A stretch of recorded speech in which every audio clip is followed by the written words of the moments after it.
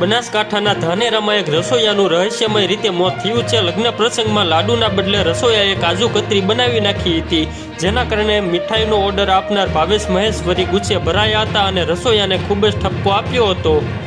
ભાવેશ મહેશ્વરી નામના વ્યક્તિએ તેમના ઘરે લગ્ન પ્રસંગ હોવાથી આ રસોઈયાએ મીઠાઈ બનાવવા માટેનો ઓર્ડર આપ્યો હતો, જેમાં લાડુની મીઠાઈ બનાવવાનું નક્કી થયું હતું અને રસોઈયાએ તેને બદલે કાજુ કતરી બનાવી દીધી।